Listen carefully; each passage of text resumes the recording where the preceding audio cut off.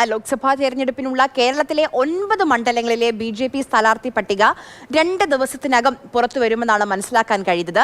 ഇന്ന് ഡൽഹിയിൽ കേന്ദ്ര നേതൃത്വവുമായി സംസ്ഥാന നേതൃത്വം ചർച്ച നടത്തുന്നുണ്ട്. ഗവർണർ സ്ഥാനം രാജിവെച്ച് PS ശ്രീധരൻപിള്ള പത്തനംതിട്ടയിൽ മത്സരിക്കാൻ സാധ്യതയുണ്ട്.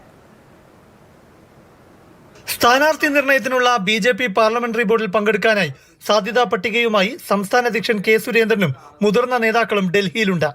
മിസോറാം ഗവർണർ സ്ഥാനം രാജിവെച്ച് കഴിഞ്ഞ തവണ കുമ്മനം രാജശേഖരൻ തിരുവനന്തപുരത്ത് മത്സരിക്കാൻ വന്നതുപോലെ ഒരു രംഗപ്രവേശത്തിന് ഇത്തവണ സാധ്യതയുണ്ട്.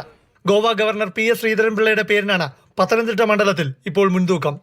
അന്തിമ പട്ടികയിൽ PC ജോർജിനല്ല പിന്തുണ. ക്രൈസ്തവ സഭകളുമായി PS ശ്രീധരൻപിള്ളയ്ക്കുള്ള ബന്ധം തന്നെയാണ് ഘടകം. പത്തനംതിട്ടയിലെ പ്രബല സഭകൾക്കെല്ലാം സ്വീകാര്യനായ അദ്ദേഹം സഭാ പരിപാടികളിലെല്ലാം സജീവ സാന്നിധ്യവുമാണ്. ശ്രീധരൻപിള്ളയ്ക്കാകട്ടെ ഗവർണർ സ്ഥാനത്ത് ഇനി 6 മാസത്തെ കാലാവധിയെ ബാക്കിയുള്ളൂ. തിരുവനന്തപുരത്ത് കേന്ദ്രമന്ത്രി നിർമ്മലാ സീതാരാമൻ സ്ഥാനാർത്ഥിയാകണമെന്നാണ് മണ്ഡലത്തിലെ പാർട്ടിയുടെ വികാരം. എന്നാൽ അവർ ഇവിടെ മത്സരിക്കാനില്ലെന്ന സൂചനയാണ് നൽകിയിട്ടുള്ളത്. അതിനാൽ കൂടുതൽ പേർ ഉന്നയിച്ച കേന്ദ്രമന്ത്രി രാജീവ് ചന്ദ്രശേഖർ, ജില്ലാ പ്രസിഡന്റ് VV രാജേഷ്, കുമ്മനം രാജശേഖരൻ എന്നീ പേരുകൾ പട്ടികയിലുണ്ട്. സാധ്യത രാജീവ് ചന്ദ്രശേഖരന് തന്നെയാണ്. ഏറെ നാളായി നടൻ കൃഷ്ണകുമാറും കഴിഞ്ഞ ദിവസങ്ങളിൽ നടി ശോഭനയും സ്ഥാനാർത്ഥിയാകുമെന്ന കഥ പ്രചരിക്കുന്നുണ്ട്.